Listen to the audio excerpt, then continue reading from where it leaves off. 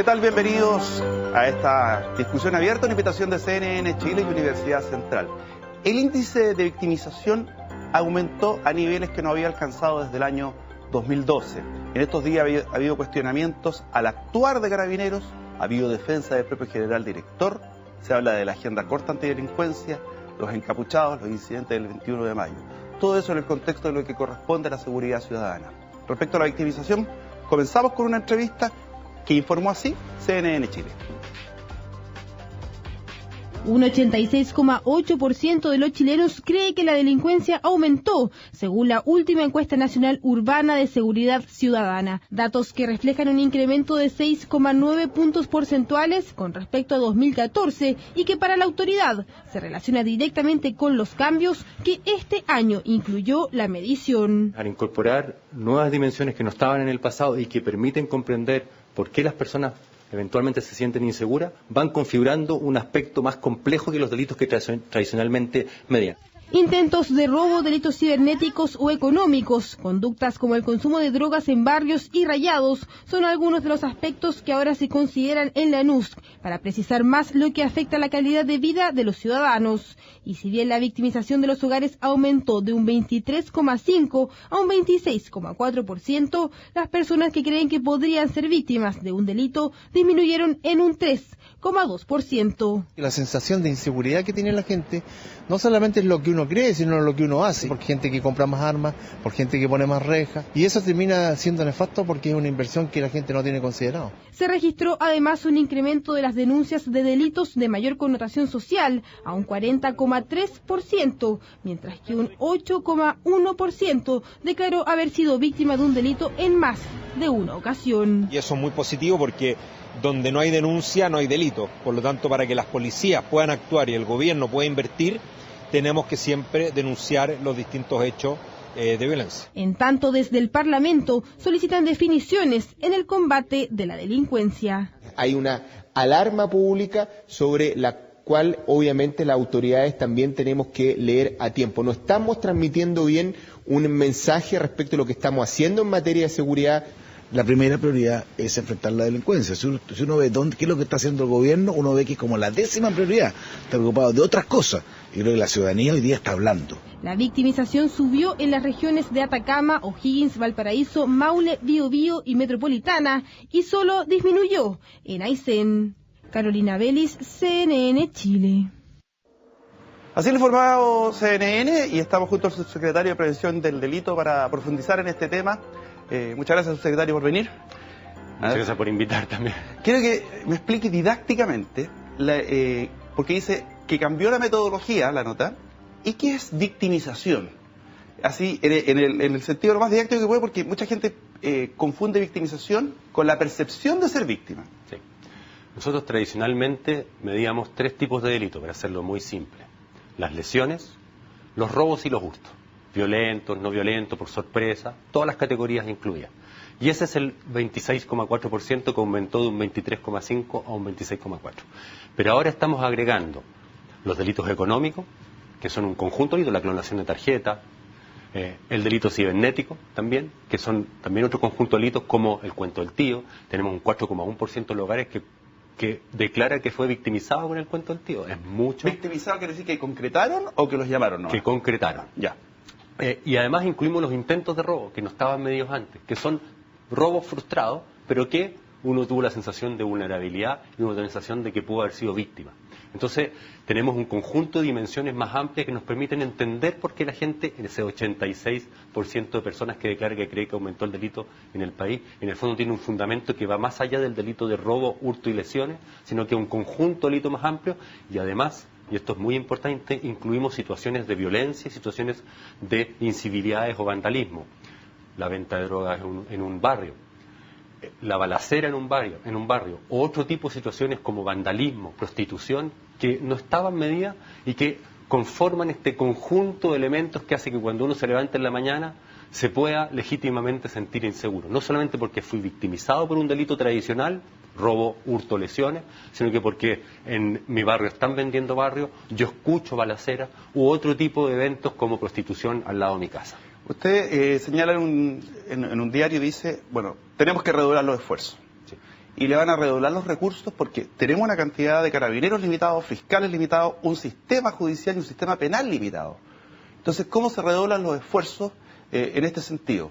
Yo creo que cuando hay pocos recursos, hay que, o recurso que es limitado, porque a veces pueden ser grandes recursos, pero también no vamos a aplicar la planta de carabineros de hoy día para mañana.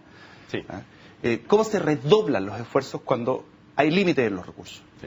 Hay que aclarar que los recursos son siempre limitados en todos los ámbitos, en salud, en educación, en cualquier dimensión de la política pública, uno tiene recursos acotados.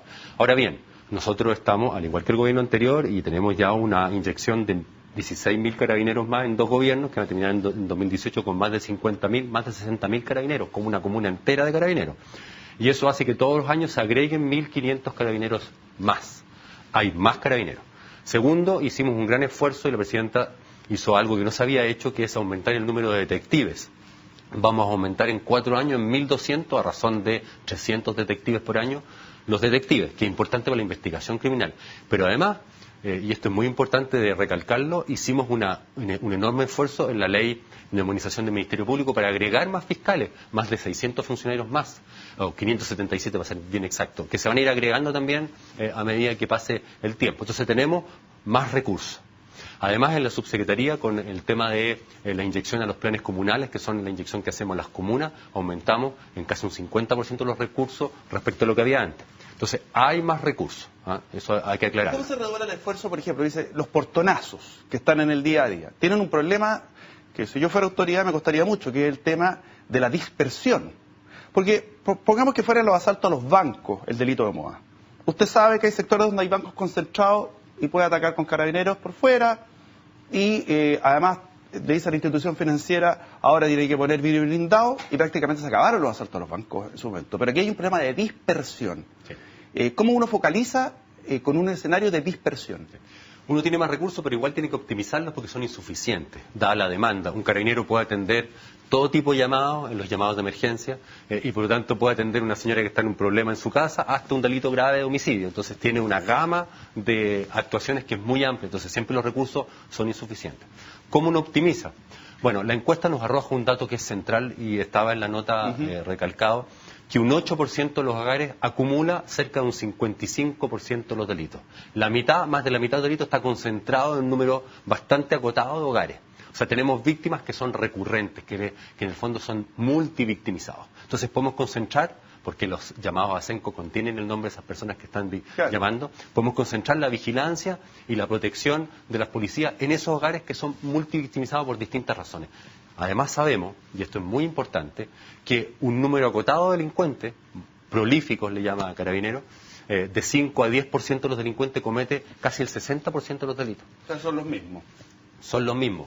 Cuando tenemos imputados desconocidos, en el fondo es una falacia, porque no son desconocidos. Lo que pasa es que no podemos vincular el delito con la persona, pero en realidad los imputados son conocidos. Situación del norte y situación del sur. 2 contrastes. La de Tarapacá, con un aumento en la victimización. La de Magallanes, aquí hay una cuestión estadística, para que no me digan Magallanes vive menos gente, pero una cuestión estadística, se disminuye la victimización. La verdad es que en Tarapacá la victimización está estable, aun cuando aumente, no hay un comportamiento estadísticamente significativo. Y al contrario, en Magallanes, de 9 a 11% aumenta un poco. Ahora, los niveles son muy distintos, de un 40 a un 11%, es 400% menos. Y ahí uno, cuando ve las variables que estamos midiendo, y ahí lo bueno de la encuesta... Esta es la gráfica. ¿Esa corresponde a qué ciudad, exactamente, Mario? ¿Esa corresponde a...?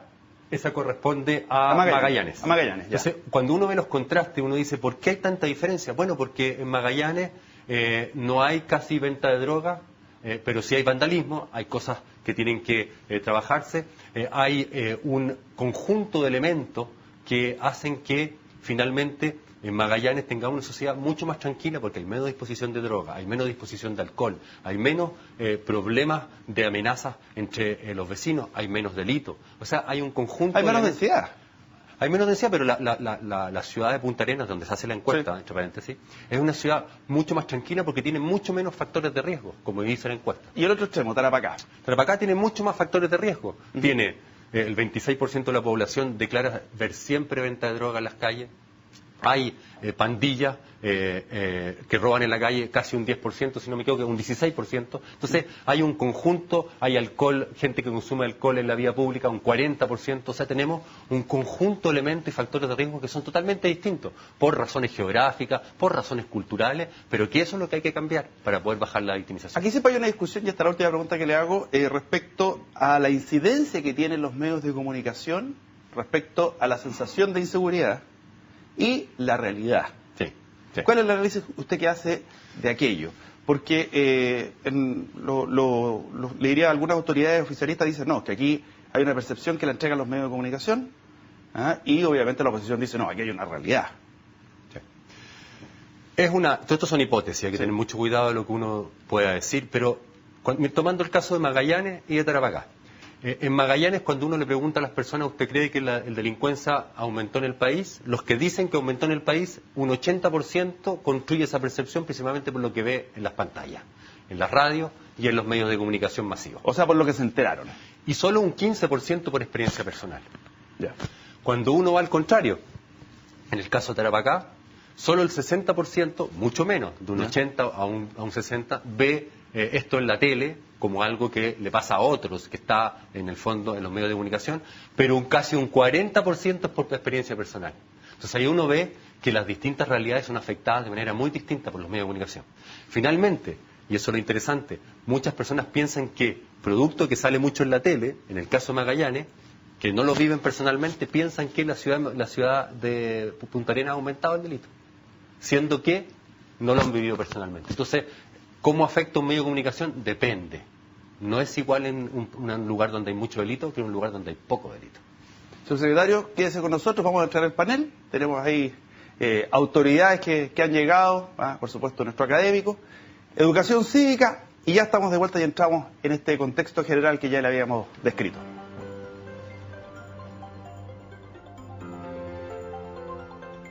¿Cuáles son los cambios aprobados por el Consejo de Observadores para el proceso constituyente? El quórum mínimo para realizar un encuentro local disminuye de 15 a 10 personas y debe inscribirse con 5 días de anticipación en vez de 10. Las actas de los encuentros locales deberán subirse a la plataforma web oficial unaconstitucionparachile.cl con un máximo de 5 días después de realizado.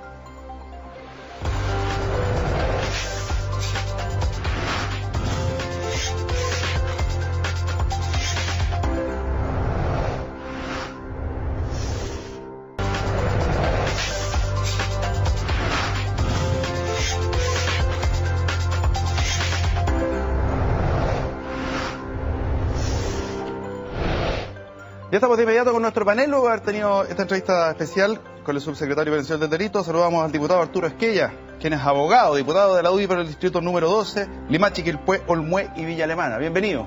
Muchas gracias, Pablo, un gusto estar acá. Por acá saludamos también al diputado Gabriel Silver, quien es abogado también, diputado por el distrito número 16, Quilicura, Colina, Pudahuel, Lampa y Tiltil. Bueno, me puso Rey Estación Central. Así que muchas gracias, Pablo, por estar ¿Qué te cambié? No, pues estaba hablando del nuevo distrito. Pues, ya. Ya. Sí, por supuesto. De veras, que se agranda. Y por supuesto, demócrata cristiano. O sea, ya te estáis poniendo como que seguís. Pero por supuesto. Dios mediante, los electores. Claro, es verdad, que vayan sabiendo. Y Emilio Oñate, quien es abogado y decano de la Facultad de Derecho de la Universidad Central. Vimos una parte del problema que queríamos tratar, que queríamos entrar. Ahora veamos el contexto un poco más general a través de esta nota y entramos de inmediato con las opiniones. El vandalismo de los encapuchados tras la cuenta pública del 21 de mayo de la presidenta Bachelet, que le costó la vida al guardia municipal Eduardo Lara, de 71 años, fue uno de los temas que se tomó en agenda esta semana. La mandataria reconoció en una entrevista que existen vacíos legales para condenar a los violentistas e insistió que se había aprobado una agenda corta que pretendía entregar atribuciones para condenar a personas que participan en la muerte de otros y que luego se van tranquilamente a su casa, porque lamentablemente el marco jurídico que tenemos permite que esto suceda. También se generó una polémica por los dichos del general director de Carabineros, Bruno Villalobos, que en un comunicado vía Twitter defendió a su institución por las críticas recibidas por los incidentes del 21 de mayo y por una supuesta debilidad en el trabajo de inteligencia de las policías. Con un tono más duro de lo habitual señaló: basta ya de poner siempre en tela de juicio a los carabineros. Nosotros ponemos el pecho a las piedras, a las balas, los fierros y al final siempre hay un pero. La presidenta defendió la actuación de Carabineros y señaló que era posible que la policía pudo haberse sentido inhibida de actuar en Valparaíso luego del caso de Rodrigo Avilés, el estudiante alcanzado por un chorro de agua el año 2015 y que le costó su puesto al policía que operaba el pistón. Villalobos rápidamente respaldó los dichos de la mandataria y además acusó que existen organizaciones que hacen denuncias infundadas en relación al accionar de la policía, que coartan las iniciativas que se pueden tomar y los jefes y mandos de la institución deben ser capaces de mantener la moral y el profesionalismo de Carabineros a pesar de todo. En la otra vereda, Lorena Fríes, directora del Instituto Nacional de Derechos Humanos, se sintió aludida y se refirió a la polémica surgida por el actuar policial y a las supuestas inhibiciones frente a los encapuchados y señaló que la labor del instituto es denunciar, como todos los institutos de derechos humanos del mundo, cuando no se resguarda el orden público y no se respeta la ley. Fríes agregó que el hecho de ponerse una capucha no significa que se vaya a cometer un delito, porque hay muchas personas que protegen su rostro de las bombas lacrimógenas. Así que llamó a los parlamentarios a tener cuidado con las medidas penales que quieran implementar frente a los encapuchados. La Concertación en 2013 rechazó la denominada Ley Hinspeter, que aumentaba las penas a delitos cometidos por estos manifestantes. Pero ahora el gobierno envió la denominada Agenda Corta Antidelincuencia con la iniciativa del control preventivo de identidad, lo que causó controversia al interior de la nueva mayoría. El PS consideró que el control de identidad era inútil y arbitrario y el Partido Comunista amenazó con recurrir a la Corte Interamericana de Derechos Humanos debido a esta iniciativa. Cabe preguntarse entonces, ¿las atribuciones que existen son suficientes para que la policía neutralice a los encapuchados? ¿Carabineros se siente inhibido por las organizaciones de derechos humanos? ¿El control de identidad es una herramienta necesaria? ¿Cómo resolvemos la ecuación entre el derecho a manifestarse y el orden público? Control bajo sospecha es el tema de hoy en esta discusión abierta.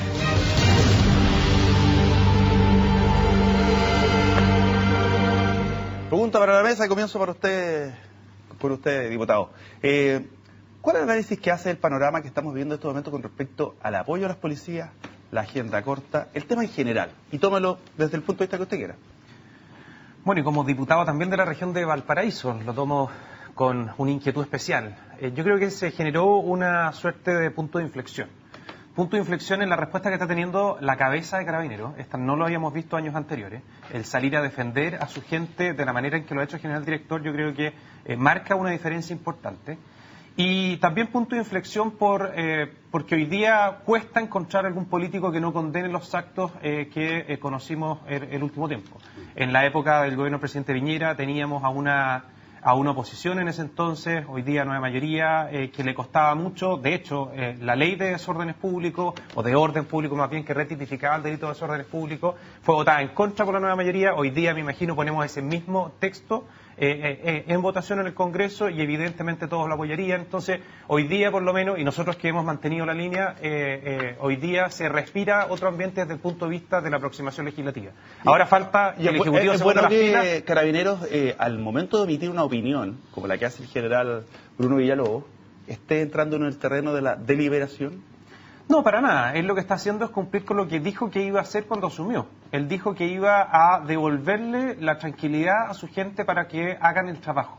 O sea, al final del día, cuando se habla de la inhibición, para quienes conversamos con los carabineros anónimos, con los que les toca estar ahí recibiendo los palos y las piedras, efectivamente existe esa inhibición. Y yo le sumaría también una impotencia. Impotencia porque no tienen herramientas para poder combatir la delincuencia. Ya no solo salen de la casa pensando, y más bien la familia se queda pensando si es que van a llegar enteros o no, sino que también están permanentemente pensando si es que van a mantener su puesto de trabajo o no, y eso no puede ser. Emilio.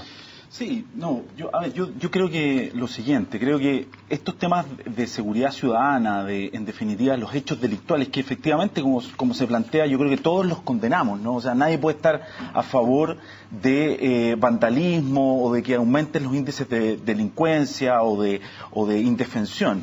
El punto es que lamentablemente muchas veces, y yo miro esto desde la perspectiva de la academia, de la universidad, se legisla o se impulsan medidas a propósito de consideraciones que escapan a cuestiones técnicas, ¿no?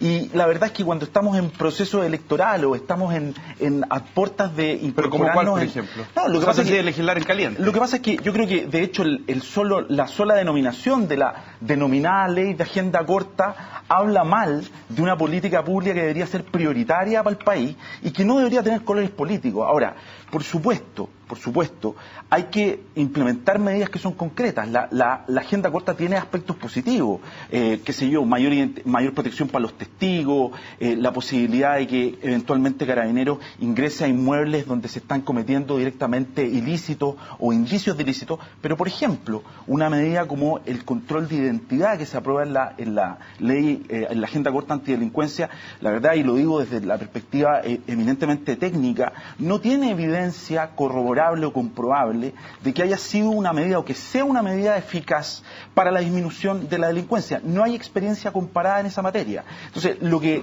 planteo es que me parece que legislar permanentemente sobre un hecho que es tan delicado como la seguridad ciudadana o la delincuencia en caliente, en contextos políticos, en definitiva es malo para el país. Gabriel, tu diagnóstico al respecto a la situación que estamos viviendo hoy día. A ver, bueno, primero que todo, yo creo que los parlamentarios tenemos que legislar hayan o no hayan elecciones. De 4 años que estamos, 2 están marcados por elecciones y nuestro mandato no se limita a 2 años simplemente. Yo creo que hay que atemperar de alguna manera cuál es nuestro rol. Segundo, yo creo que efectivamente en materia de delincuencia tenemos que hacer la pega. Y obviamente no es omnicomprensiva la agenda corta, ni nadie ha dicho que es la bala de plata que va a solucionar todos los temas. Eso atentaría contra la candidez de esta mesa y quienes nos están viendo. No es la bala de plata, pero es parte de las soluciones.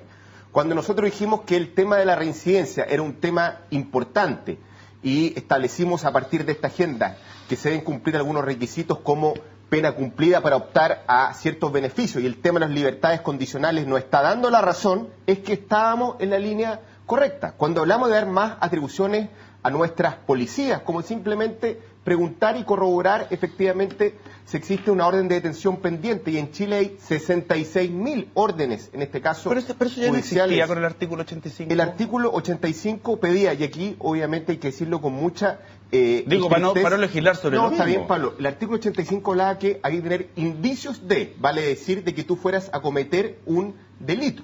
A indicios es de carácter plural. Claro. Segundo, había que tener sospechas, en este caso, respecto de una persona. Eso se prestaba para mucha discrecionalidad. Y aquí simplemente se limita, a diferencia del artículo 85, donde se puede hacer pesquisa sobre tu ropa, si es que tiene alguna mochila o bolso, para chequear tu identidad en lo que es el BUD, la base unificada de datos, que recién la construimos, en este caso ahora, después de mucho esfuerzo, que consolida las bases de datos tanto de la Fiscalía, en este caso Gendarmería, las policías y el Poder Judicial, de tal manera saber si tú eres una cautelar, en este caso, o medida de detención por parte de los tribunales. Creo que estamos haciendo lo correcto, pero es mucho más. Hay que hablar del tema de la reincidencia, de las cárceles, del tema de la seguridad. Hablamos ahora de la encuesta, efectivamente, de la ENUS. Yo quiero hacer simplemente un paralelo para no decir que todos son medidas policiales. Uno ve por qué en el sur hay mejores comportamientos que en el norte. Pongo sobre la mesa que hay que ver el tema migratorio, el tema de la cesantía, tema minero y el tema, obviamente, de las drogas, dado que es un corredor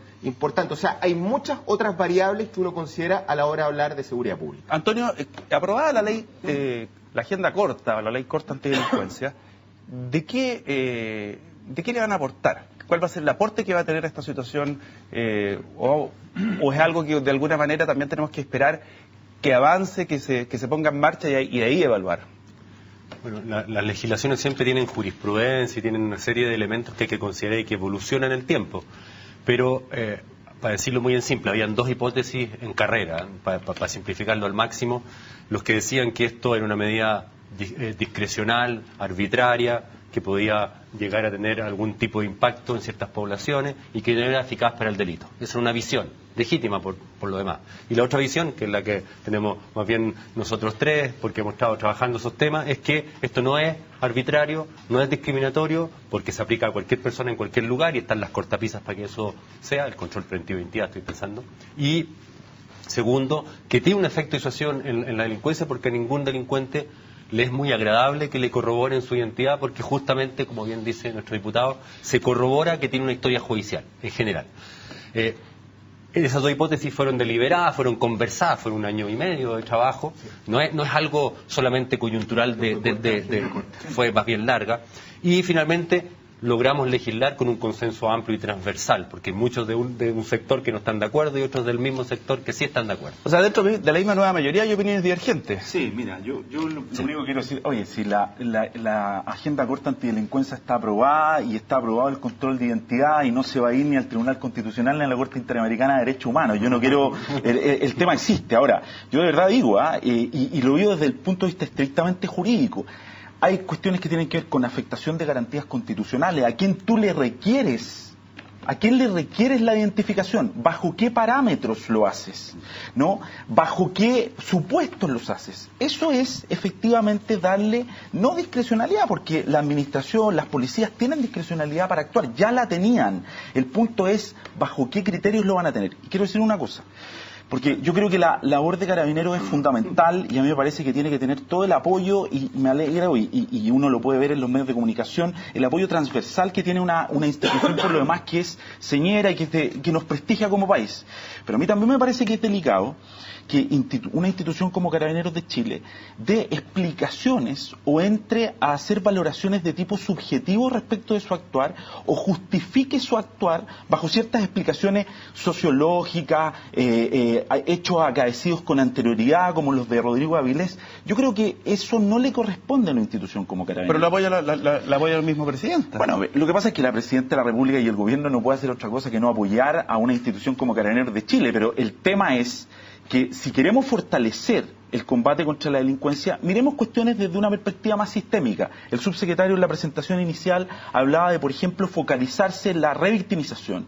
Yo creo que la experiencia comparada muestra efectivamente que la focalización en la revictimización, sobre todo si un porcentaje mayoritario de los delitos se concentran en las mismas personas, en los mismos lugares, es una experiencia efectiva. Pero no nos olvidemos que las patitas del combate contra la delincuencia también están asociadas, por ejemplo, a políticas carcelarias, a políticas de reinserción, a modificación legislativa. Nuestro Código Penal, Pablo, y ustedes lo saben, requiere una modificación urgente hace muchísimo tiempo. Entonces, lo que planteo es que esto hay que mirarlo desde una mirada mucho más sistémica y seguir avanzando en la lógica de que cada institución juegue el rol que tiene que jugar. Carabineros de Chile, una gran institución que no entre en deliberaciones de tipo político, porque al final del día yo creo que le hace mal a la política contra la delincuencia. Vamos a la pausa, a la vuelta quiero hablar justamente de Carabineros, de las atribuciones, los apoyos.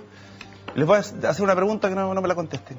¿Qué incentivo tiene una persona o un carabinero en servicio, más allá de la vocación, dejemos la vocación de lado, para ser carabinero? Eso se lo quiero preguntar a la vuelta. Educación cívica, pausa y ya volvemos. ¿Qué no pueden hacer autoridades, jefaturas y funcionarios públicos en el proceso constituyente? No pueden, de manera alguna, presionar mediante incentivos o amenazas para que otros funcionarios participen del proceso o lo hagan adoptando una postura en particular.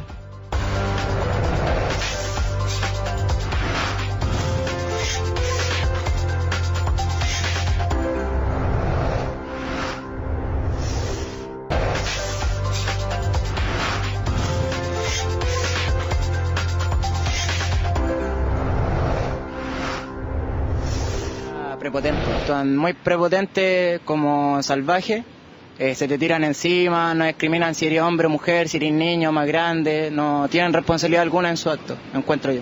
Los carabineros actúan demasiado suave, deben tener más poder, porque piensan que el carabinero es un delincuente. Ya pasó la época de la dictadura, los carabineros son padres de familia, y si un carabinero hace algo, levanta la mano, cualquier cosa, piensan que viene de la época de Pinochet, y eso no es así. En algunos casos yo creo que igual son bien agresivos, y es que igual son personas, no son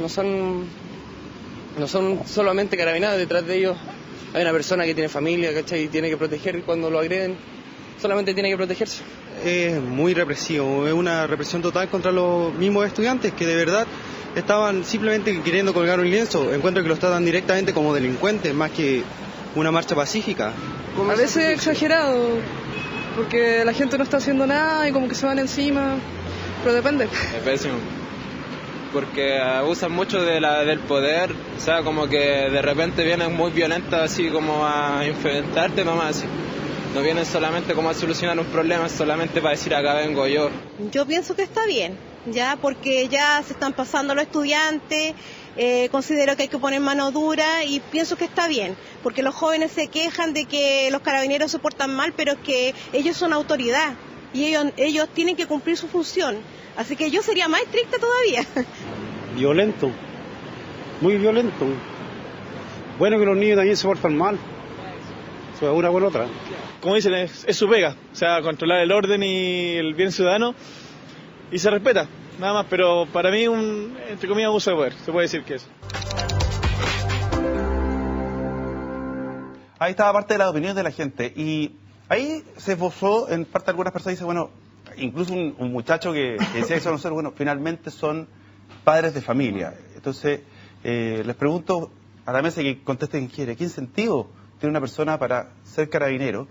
Porque, como tú lo decías, el carabinero de a pie, como existe el ciudadano de a pie, no se siente respaldado. Medidas disciplinarias, sumarios les tocan por cualquier cosa. No vamos a decir que es una institución perfecta, tiene por ahí sus puntos negros, como lo tenemos en todo orden de cosas. Entonces, ¿qué incentivo hay para ser carabinero hoy día? ¿Cómo los vamos a respaldar e incentivar hasta en lo económico? Cuando uno le toca conocerlos, te das cuenta que buena parte de las razones es precisamente vocación. Y vocación, de alguna manera, también fomentada por la tradición familiar. Si tú conversas con un carabinero, te das cuenta que en su familia había un carabinero, el tío, el abuelo, el mismo padre. Al final hay como una historia, pero como son seres humanos, y al final del día, buena parte, digamos, de los entrevistados hacía un poco gala de ello, algo un poco obvio, digamos. Ellos también al final van cediendo frente a las señales en el fondo que van recibiendo. Cuando tú ves el caso, por ejemplo, de Rodrigo Avilés y al tipo que le tocaba manejar el pitón dentro del carro, y hoy día no solo está dado de baja, sino que está querellado, está formalizado y está con medidas cautelares. Así de simple. O sea, una persona que, a mi juicio, cometió está envuelto, digamos, en una lógica de un accidente. Y uno tiene que partir la investigación en función de eso. Encuentro muchísimo más grave ese informe que salió los 2 días diciendo de que la culpa había sido de Avilés porque en las zapatillas no tengo... Eso es infinitamente más grave que el comportamiento que pudo haber tenido esta persona, así que se alejó o no se alejó del protocolo. Por lo demás, no le tocaba más que manejar un chorro de agua que se usa comúnmente, históricamente, para precisamente evitar el contacto físico entre los manifestantes y las personas. Entonces, esas señales no pasan inadvertidas por los carabineros y cada vez vamos a tener menos interesados en sumarse a sus filas. Gabriel, ¿cómo se combate los encapuchados? A ver, nosotros lo hemos señalado y queremos trabajar en esa medida y queremos que hay que enfrentar el tema sin anteojera política. Aquí veo como quien propone una medida, está en contra carabinero o quiere criminalizar la protesta social, y yo creo, Pablo, que el tema de las manifestaciones también es un bien jurídico a proteger, vale decir, porque yo creo que las marchas son necesarias para una democracia, yo tengo que hacer que sea un espacio seguro, porque al final del día el protagonismo se lo arrogan los encapuchados, el vandalismo, el lumpen. Y yo como padre de familia, tú hablabas recién, yo también quiero que el día de mañana mi hijo marche tranquilo y no tenga la inseguridad que puede ser sujeto, en este caso, de un delito porque un encapuchado se ingresó. Nosotros hemos planteado, por ejemplo, normas similares a la ley de violencia en los estadios. Por ejemplo, que persona encapuchada sea inmediatamente retirada de una marcha. Un encapuchado, una persona que encubre su rostro, no tiene que hacer nada en un acto de tipo político público, donde se quiere señalar efectivamente... Lorena Frías dijo, no todos los encapuchados van a cometer un delito, se tienen que poner las capuchas por un tema... A mí me gustaría a Lorena Frías, director del Instituto de Derechos Humanos, que haga propuestas en la materia. Prácticamente se ha convertido en una opinóloga profesional. Y desde esa perspectiva creo que un instituto serio que participa en las manifestaciones como observador u otro está en condiciones de también sentarse a la mesa y decir cómo mejoramos los estándares de nuestras manifestaciones. Por ejemplo, cuando tenemos un partido de alto riesgo... ¿Por qué no lo hace? Nosotros lo queremos invitar para que salga un poco de la trinchera en que está, para que se ponga del lado, en este caso, de las propuestas. Digo, por ejemplo, veo el intendente cuando hay un partido de alto riesgo, cita a los convocantes, se visita el estadio. Aquí, ¿por qué no el intendente también puede tener facultades de hacer el recorrido con los organizadores el día anterior, con las policías, nombrar un fiscal especial, como por ejemplo lo que ocurre en partidos de alto riesgo, que esté efectivamente in situ? Creo que es un tema sobre el cual podemos trabajar de manera técnica. Había un informe de Carabineros que decía que había que prohibir las manifestaciones de Valparaíso y... Bueno, o por ejemplo que sea un indicador a la hora de autorizar o no una marcha, un informe respecto de riesgo. Esa es otra señal, ¿eh? El 99% de los informes de Carabineros te va a decir que no se proceda en dar autorización, sí, es obvio, claro. Porque al final del día, si es que ellos dicen no, acá no hay ningún problema, les llega después la respuesta política cuando queda algún desmán y ellos van a ser los culpables, porque la autoridad política se lava las manos. En ese sentido, usted, subsecretario de Nantes, nos decía la incorporación de Carabineros, que va a ser 1.500 al año. Siempre se ha ido buscando fórmulas que amplíen la planta de Carabineros y Policía de Investigaciones, sobre todo con la reforma procesal penal, porque hoy día los detectives tienen que trabajar bajo las órdenes de los fiscales que los necesitan, porque son sus manos. Pero si uno habla con los Carabineros, los incentivos están más puestos hacia el retiro que a la permanencia. Me explico. Se retira un mayor con 41, 42, 43 años, porque el incentivo está para irse, desde lo económico por el sistema de jubilación que tienen, hasta porque ya en un momento están cansados. Entonces, me dice 1.500, pero ¿cuántos se dan al año? Son los 1.500. ¿Quedamos empatados? No, son 1.500 más. Cuando uno dice va aumentando el stock de Carabineros, si no sería un incentivo hacer aumento de dotación, sería casi una burla a la gente. Y el gobierno anterior hizo 10.000, o sea, estamos con 16.000 Carabineros más. Y tenemos que empezar a ver cuál es la rentabilidad de agregar más Carabineros para tener un análisis más fino. Pero justamente la ley que incorporó nuevos Carabineros hizo un incentivo de quedarse más tiempo. Por cada año que uno se queda tiene un incentivo económico adicional, porque justamente que queremos conservarlo. Así que ese punto fue abordado en términos de incentivo. Ahora, no hay pago por resultado, no es como una empresa, porque los funcionarios públicos tienen muchas dificultades. Servicio público, digamos, son funcionarios Tampoco públicos. hay PMG, que todas las cosas que tenemos, los incentivos, los otros funcionarios públicos, pero se pudiera pensar en una discusión futura bien hecha. Ponerlo sobre la mesa. Claro, porque claro, se retiran jóvenes. Se retiran jóvenes y no tienen incentivo para hacer la pega mejor.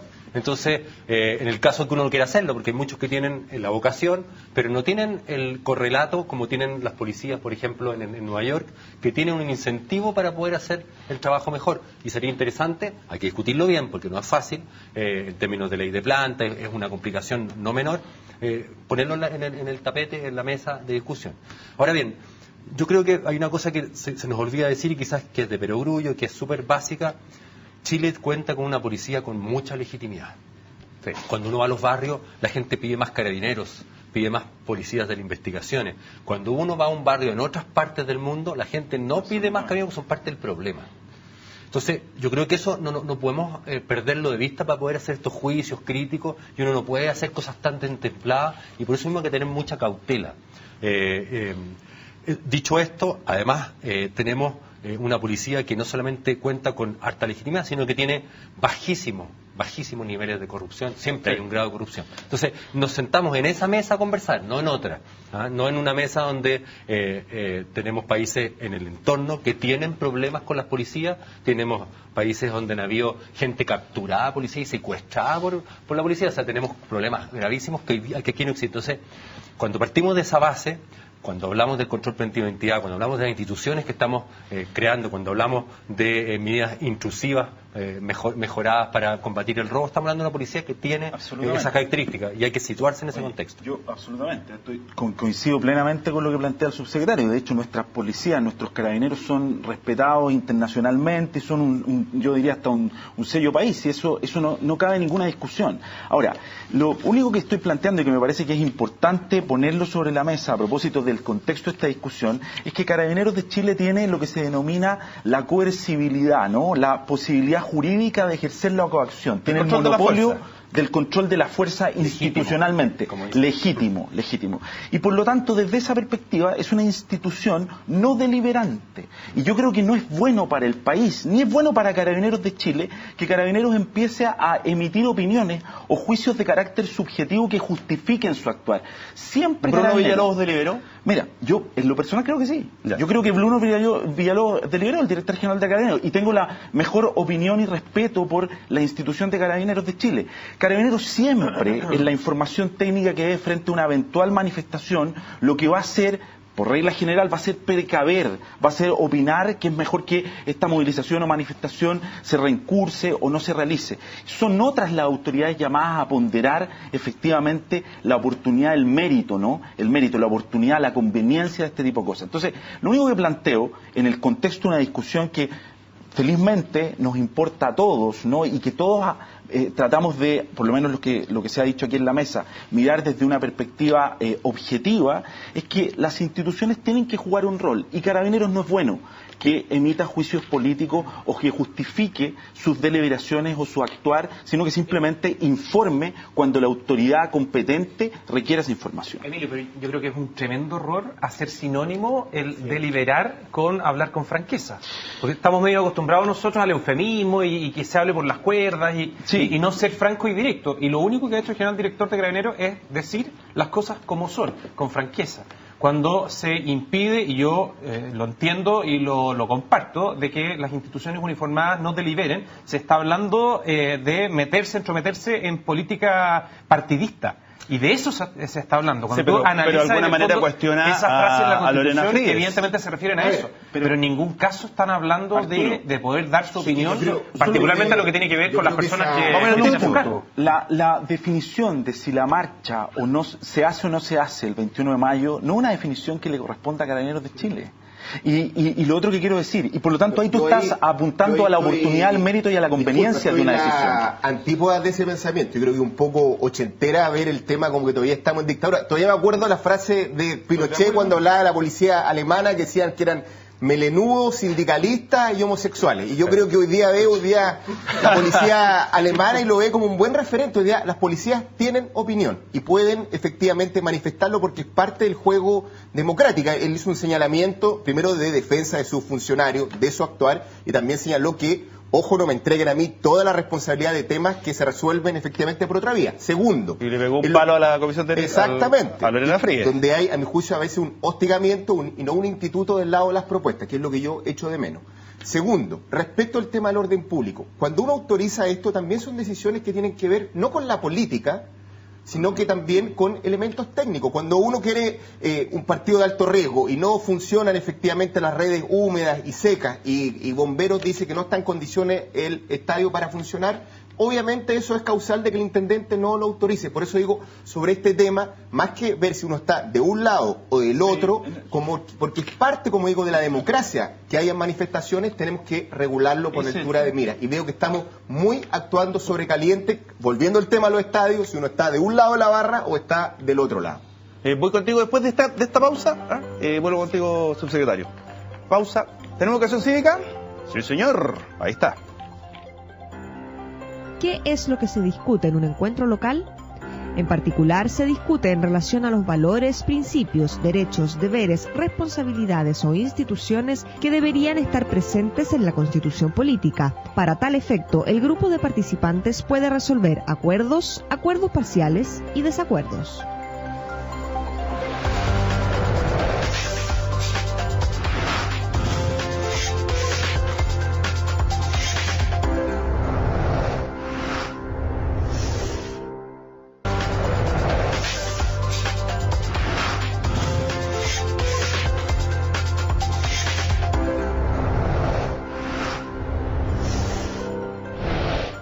Bueno, y ya estamos de vuelta. Le queremos extender la siguiente invitación para este lunes 30 de mayo, cuarto seminario internacional, Derechos de las Personas con Discapacidad y Acceso a la Justicia, a las 9 de la mañana, ahí en la Universidad Central, en la calle Puerto Montt, 1606, ahí en el Centro de Justicia mismo.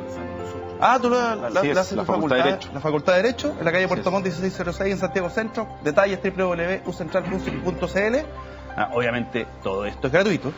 Así es. Y para el viernes 3 de junio, seminario Zika, West Line y dengue, potenciales enfermedades emergentes, 10:30 de la mañana, Salón Rojo del edificio Gonzalo Hernández, ahí en Lord Cochrane 417 en la Universidad Central, como siempre gratuito, y también los detalles ahí en www.cl.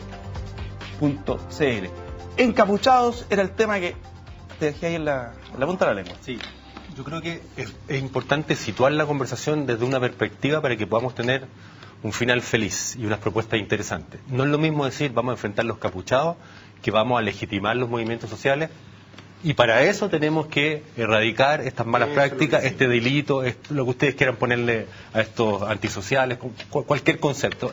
Yo creo que si lo hacemos de ese lado, de legitimar el movimiento social para que tenga justamente un comportamiento apropiado y haga sus demandas legítimamente y se pueda plasmar en una discusión pública interesante, democrática, me parece mucho más interesante que meternos en el otro casillero, sin desmentirlo y sin tenerlo claro que es así.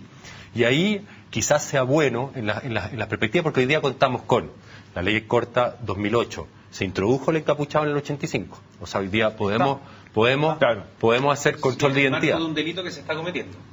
O que hay indicios de que se puede para cometer. preguntarle su identidad, nada más. Lo que nosotros planteamos es que inmediatamente sea retirado de la manifestación. Al Instituto Nacional ¿Puedo terminar mi idea? No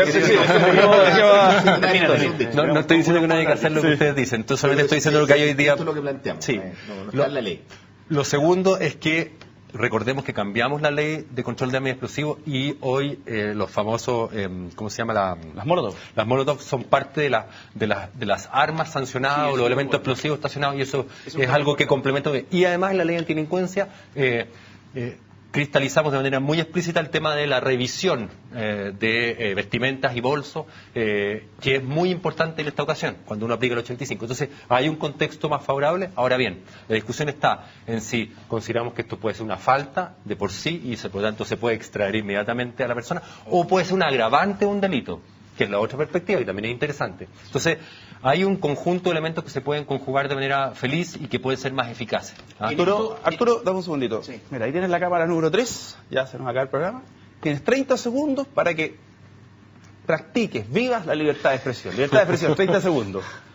No, en lo que estábamos hablando, yo creo que no hay para qué descubrir la pólvora. Lo que pasa en Alemania, en Francia, en Italia, en Suiza, en Nueva York, que es un delito en sí, el hecho de estar encapuchado es lo que debiéramos nosotros adoptar. Está bien que sea un agravante, hoy día de hecho un agravante el artículo 12 del Código Penal, pero cuando tú tienes una manifestación masiva con mucha gente, la incapacidad de controlar el orden tiene que tener, digamos, una salida jurídica por otro lado, y el solo hecho de estar encapuchado como en esos países debiera ser una medida. La segunda medida, revivir un proyecto de ley de la presidenta Bachelet de su primer gobierno, la responsabilidad que tienen los que convocan a las marchas. Estaba ahí, después lo fondearon, porque imagínense lo que significaba el año 2011-2012 decirle a la Vallejo y compañía que tenían que hacerse responsables de los desmanes que se generaban en sus marchas. Pues, pero ahí evidentemente que hay un tema que tenemos que cubrir. Y lo tercero, que quizás no está en el ámbito legal, pero sí es importante, y en Valparaíso lo hemos dicho, la responsabilidad que tienen los padres que saben que sus hijos están participando en estas manifestaciones. Perfectamente, uno de esos padres tiene que pasarse por la cabeza de que su hijo es responsable de la muerte de Eduardo Lara, cosa que lamentablemente hace muy difícil de comprobar. Gabriel, cámara 4, toda suya, 30 segundos. Bueno, efectivamente yo creo que en el tema seguridad y en el tema delincuencia y orden público, este no es un tema de izquierdas y derechas, y lamentablemente hemos visto que es un diálogo de trincheras, como que uno está a favor o en contra de Carabineros. Como hemos dicho, las grandes democracias del mundo han regulado el tema de las manifestaciones con buenos estándares de seguridad, y no porque estemos en contra del movimiento social, por el contrario, porque queremos reivindicar que justamente estas manifestaciones son necesarias para nuestra democracia. Por eso tenemos que tratar a estos encapuchados como en el fútbol se trató a los hooligans. Tenemos que sancionarlos de manera severa, darle facultad a Carabineros para que inmediatamente sean retirados de una manifestación, crear un registro como que, por ejemplo, estas personas sancionadas no vuelvan a organizar o ser convocantes de una protesta. Carabineros creo que también se puede profesionalizar más viendo otras experiencias del mundo. Las buenas prácticas en materia de orden pública creo que hay que tomarlas. Este es un tema sobre el cual podemos trabajar y puede estar el Instituto de Derechos Humanos, el gobierno, la oposición y también los propios convocantes y organizadores con sus propuestas. Subsecretario, cámara 2, toda suya y tiene libertad de expresión. No es tan libre porque son 30 segundos, pero son 30 segundos para que se exprese. Decir que acabamos de conocer los resultados de la encuesta de victimización, que el gobierno hizo un tremendo esfuerzo de poder incorporar nuevas dimensiones al tema de la inseguridad, donde abarcamos temas de vandalismo, temas de armas, temas de venta de droga, que son indispensables que el sistema político y que todos los concurrentes en el debate incorporen en la dimensión de las soluciones. Yo estoy en absoluto acuerdo con el diputado Silver en el sentido que esto es una misión país, Tenemos que hablar de reformas profundas en algunos casos, en otros casos de reforma menos profunda. Tenemos que mejorar la eficacia. Tenemos un 8% de los hogares que acumulan un 55, un 60% de los delitos. Tenemos pocos delincuentes que cometen muchos delitos y tenemos además la posibilidad de conversar democráticamente sobre estos aspectos de orden público con todas las iniciativas y todas las innovaciones que se puedan hacer para poder justamente legitimar el movimiento social más que acabar con él. Cámara 2, decano, toda suya, sí. Ahí tiene 30 segundos para la libertad de expresión. Perfecto, bueno, decir que efectivamente nos parece que es muy positivo que lo que se da en esta mesa ojalá después se refleje en las distintas declaraciones y en las distintas perspectivas que tiene el mundo político. Muchas veces las temáticas de seguridad ciudadana o seguridad pública de alguna forma se ven influenciadas por aspectos políticos. Frases como terminar con la puerta giratoria o eslogan como poner fin a la delincuencia no tienen ningún sentido si no se abordan políticas estructurales. Y por cierto, es un avance, en algunos aspectos al menos me parece, la ley corta antidelincuencia. Pero hay otros aspectos que son estructurales y que tienen que ver con reinserción para establecer y definir también políticas carcelarias adecuadas, para promover medidas alternativas efectivas, correcta ejecución de las penas, en definitiva, cambios estructurales al funcionamiento de una política que tiene que ser integral y que no tiene que tener, como aquí se ha dicho, colores políticos. A mí me parece que en la medida que se aborden de esa forma los temas de la delincuencia y la seguridad ciudadana, el país va a avanzar. Quiero aprovechar de invitar en un futuro no tan lejano a estos distinguidos panelistas a nuestra Facultad de Derecho de la Universidad Central a que abordemos esta temática en el futuro, en semanas sucesivas, para poder discutir ya también con algunos otros académicos expertos en estos temas las políticas de seguridad ciudadana y de combate ante la delincuencia, porque me parece que la universidad también es un espacio muy privilegiado, muy importante para abordar estos problemas. ¿Hay libertad de expresión también? Absolutamente. ¿Están invitados? ¿Están invitados? Se van a comunicar con ustedes para las coordinaciones. ¿Algo en especial? ¿El camarín? ¿Agua francesa? ¿Algo que les tengan en la universidad? Así que... A lo menos... Que nos claro. La Universidad de Chile es un ejercicio de conversaciones sobre seguridad ciudadana que está muy bueno. Aquí se va a hacer más y mejor. Lo vamos a hacer. Así que muchas gracias por haber conversado con nosotros, por haber venido. Y por supuesto tocamos un tema de país, nos quedaron un montón de otras cosas como la política carcelaria, libertades condicionales, pero lo más importante yo creo que este tema no hay que hablarlo con un sentido populista. Porque es re fácil decir todos presos, todos a la cárcel y la cosa no funciona. Y también hay prevención social del delito, también hay un montón de otras cosas que hacer. Muchas gracias por habernos acompañado. Esta ha sido una presentación de CNN Chile y Universidad Central.